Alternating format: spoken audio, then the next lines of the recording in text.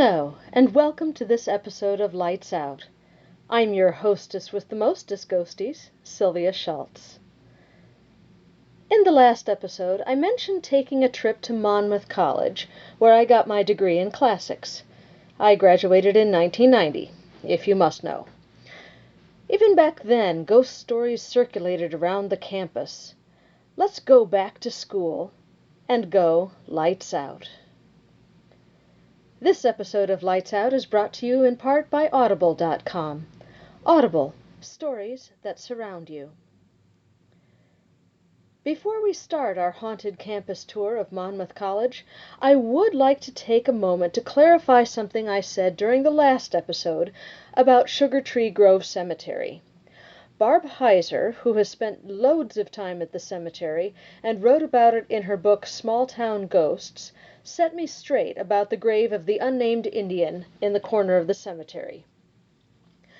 The Native American buried out at Sugar Tree Grove wasn't a part of what happened in the 1830s, meaning the killing of the white pioneer and the revenge killing of the nearest Indian. He died of an unnamed illness and was buried in the unmarked grave, his identity lost. I've been told that he died in the 1880s. Thank you, Barb, for setting me straight. That makes a lot more sense. On to the ghosts of Monmouth College. Like many colleges and universities all over the country, Monmouth can claim its fair share of ghostly activity. The college was founded on April 18, 1853, under the auspices of the Presbyterian Church. Soon after the college's founding, and while much of the campus was still under construction, the Civil War broke out. Virtually the entire male student body left to serve in the war, 232 of them, including some faculty and trustees. A quarter of them were wounded, and 1 in 8 was killed. 2 were awarded the Medal of Honor. Monmouth was founded as a coeducational college.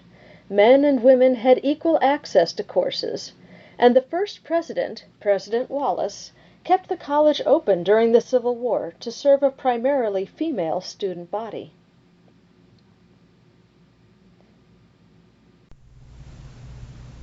Today's podcast of Lights Out is brought to you by Audible.com. Get a free audiobook download and 30-day free trial at www.audibletrial.com/dzpn. Over 150,000 titles to choose from for your iPhone, Android, Kindle, or MP3 player.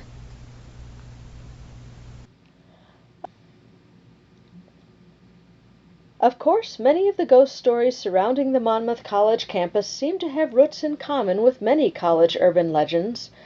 A female student hanged herself in a dormitory and now roams its halls at night. But Monmouth's ghost stories go deeper than that. The campus newspaper, The Courier, ran an article October 30th, 2015, outlining some of the history behind the college's hauntings. Jeff Rankin, Doug Rankin, and the college's archives helped unravel some of these mysteries. Greer Hall is one of the dorms that is home to a student hanging herself in the elevator story. The history, though, is a bit more convoluted than that. On May 22, 1901, Margaret McQuiston was walking to class at Central School when she dropped to the ground and died of heart failure at 10 years old. As was customary at the time, little Margaret was laid out in the parlor of her family home. Soon afterward, the McQuistons sold their home to the college. It was later torn down, and Greer Hall was built on that spot.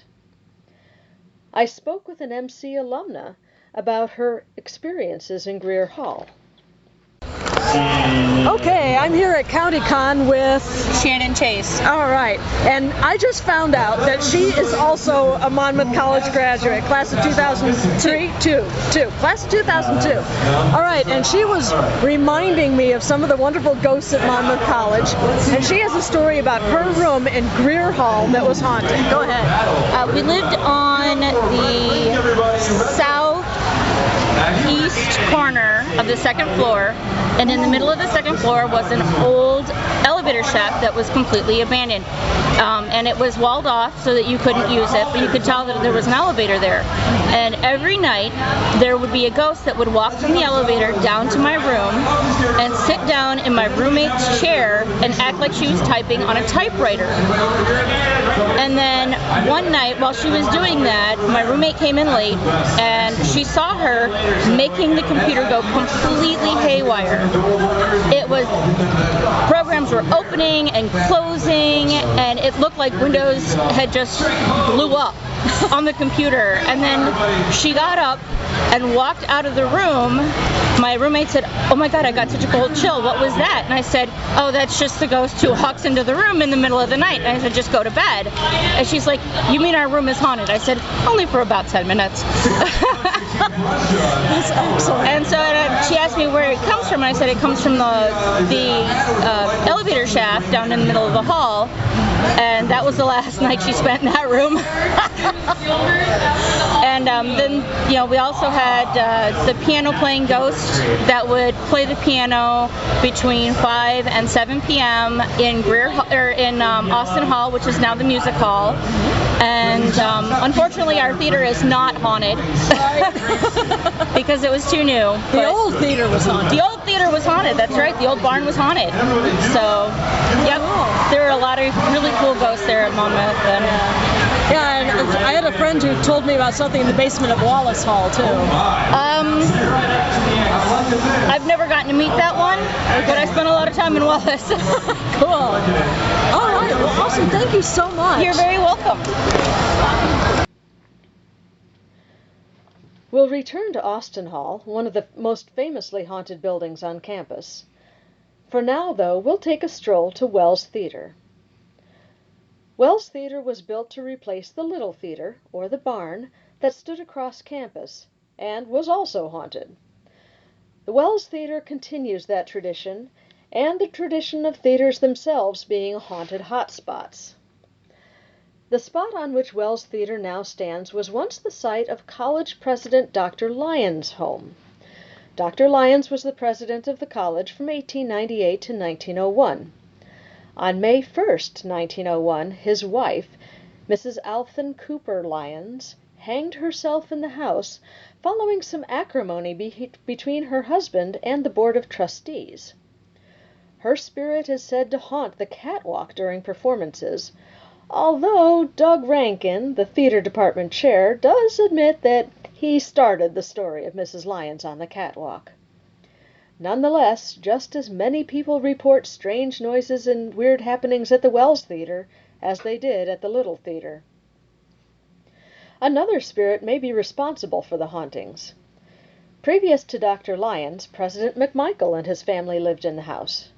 And exactly 9 years before Mrs. Lyons's death, on May 1st, 1892, Mary Grace McMichael, the president's daughter, died from a lingering illness. She was a senior at Monmouth that year. Maybe she never left. For you, yes you, the listeners of the Lights Out podcast, Audible is offering a free audiobook download with a free 30-day trial to give you the opportunity to check out their service. Free audiobooks include such titles as The Top 10 Things Dead People Want to Tell You by Mike Dooley, Death by Black Hole and Other Cosmic Quandaries by Neil deGrasse Tyson, and Spook, Science Tackles the Afterlife by Mary Roach. To download your free audiobook today, go to audibletrial.com/DZPN. Again, that's audibletrial.com/DZPN for your free audiobook.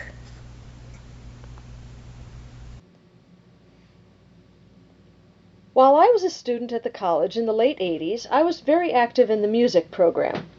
I didn't spend a whole lot of time in Austin Hall as I was not a music major.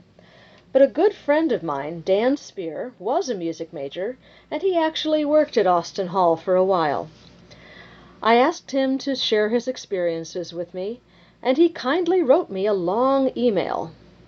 This is Dan's story.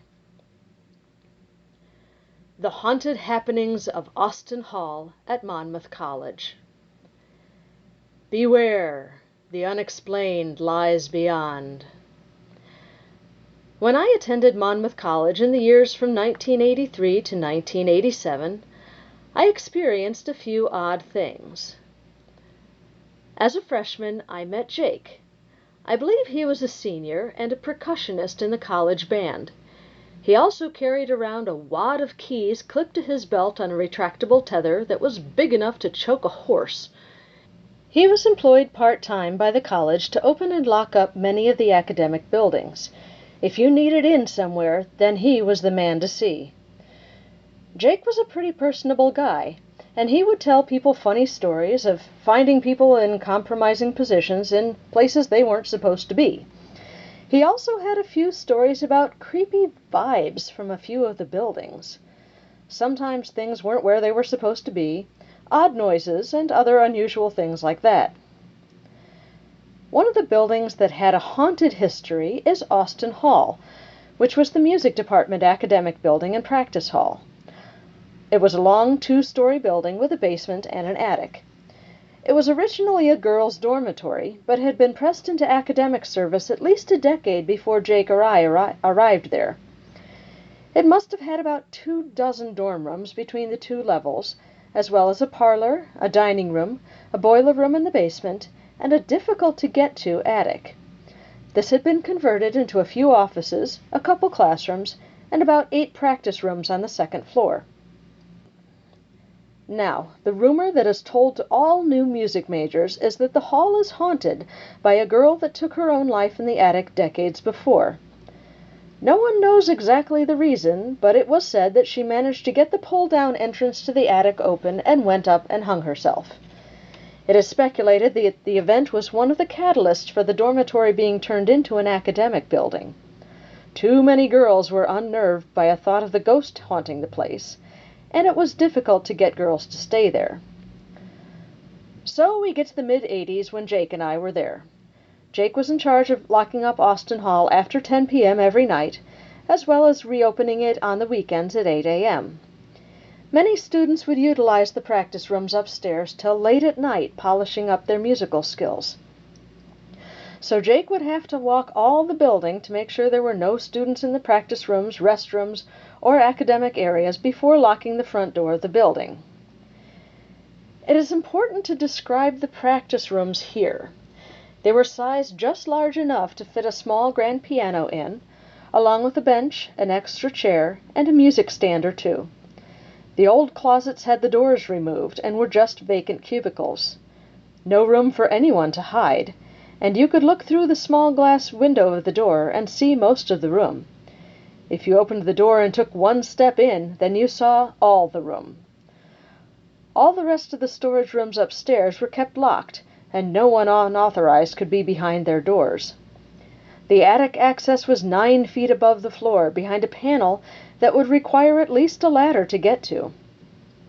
There was only one staircase in the middle of the building to get access to the second level, and to get to the fire escape, you would have to do some serious damage to some window doors to make it out alive. So there was simply no way for a person to get downstairs from the second floor without being seen by a person on the stairs or on the first level. So this was always the creepy thing about Austin Hall. People would regularly hear someone upstairs in the practice rooms either bumping around or playing on a piano.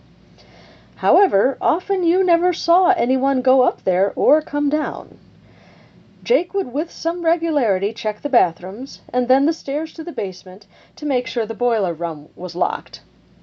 The academic and offices on the first floor were not his problem, since either they were locked or there might be a professor working late that he could lock in. So he could comfortably go upstairs to shoo out people and turn off the lights in the practice rooms. He would then be able to make sure he was the last one out of the building as he locked up. However, many was the time he thought someone was upstairs, but by the time he got up there, no one was there. He would do his job anyway, and he just got used to it, even if it creeped him out a bit. Now, during this time, I heard from the piano teacher about how the voice instructor one night really was freaked out. He was working late, around 2 a.m., after Jake had locked up the building. He started to hear piano music coming from upstairs. Really loud piano music that was not just banging. He thought that Jake had forgotten to lock the building and some student was back practicing. His office is right at the bottom of the stairs. So, he steps out and starts to go up the stairs to kick out the student. He makes it to the first landing and turns to walk up to the second level. The music stops. Weird, he thinks. He goes on up and looks in all the practice rooms. Empty. No one. So, he goes back down to his office, kind of freaked out. Then, the music starts up again.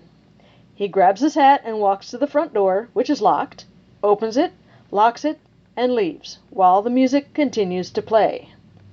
He looks up at the second floor from outside, and it is pitch black up there where the music is coming from. So, now it is a couple of years later, and I have taken on Jake's job of locking up Austin Hall and the auditorium. I must admit that sometimes I am a bit creeped out by locking up the big old auditorium. However, that is simply because it is a big place with lots of places for people to hide and jump out at you. Large empty buildings often leave you with a sense of unease, probably that feeling of being exposed. But it is nothing compared to the unease I get some nights at Austin Hall. As a music student, I didn't have a lot of problem being at Austin Hall to practice. As long as I knew someone else was in the building, I was even fine being there late. But I really did not like being there late at night alone. Now I found myself having to go in there when it was usually empty and having to walk all the halls and rooms turning off lights. As with Jake, I would often think I heard people upstairs before I went there. Nothing like the piano music playing or conversation, more like creaking floorboards and thumps. The metal of music stands being bumped up against each other, or pages turning, things like that. And of course when I got up there, no one. Sometimes I would find students practicing, or fraternizing, but very infrequently. Much like me, most students didn't like to be there at night, and only did it before recitals and concerts. I do have one truly creepy night there that I remember vividly 30 years later. Like a truly good horror story, it was a rainy night, although not that dark and stormy. I was late that night, and it was closer to midnight instead of my normal 10:30 to 11 p.m. that I usually arrived. I stepped inside the door, and it was cool inside. It was in the fall, and they hadn't got the heat on properly yet, and there was a dampness to the air with the rain going on outside. I did my normal check of the downstairs, and I felt that someone was upstairs, although I didn't hear anything. The back of my neck got all prickly, and I went on upstairs, although I was ready for something to jump out at me. I moved past the closer practice rooms and went to the furthest to start my checks and turn off the lights, while watching for movement from the rooms I was passing. I worked my way back towards the stairs as I checked each room and turned off lights. The hairs on the back of my neck were really standing up by the time I got to the final room near the stairs. I quickly checked the last room and flipped the light off because I just wanted out of there by that point. I felt like there was someone there, but I couldn't see them. Making a hasty retreat down the stairs, I exited the building and locked the door with a sigh of relief. I crossed the street to head over to the auditorium, but I stopped and looked back at Austin Hall one last time. The light in the last room was on.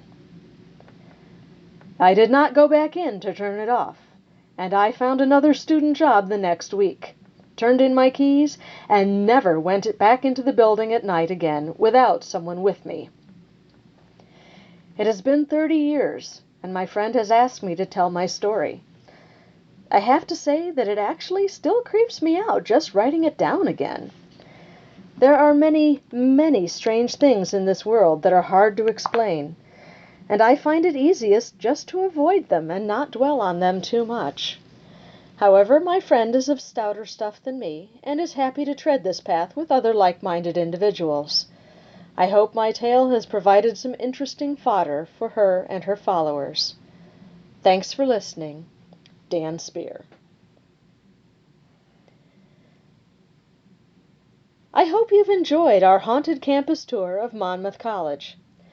Please join us next time for a very special episode of Lights Out, featuring Alexandra Holzer, daughter of famed ghost investigator Hans Holzer.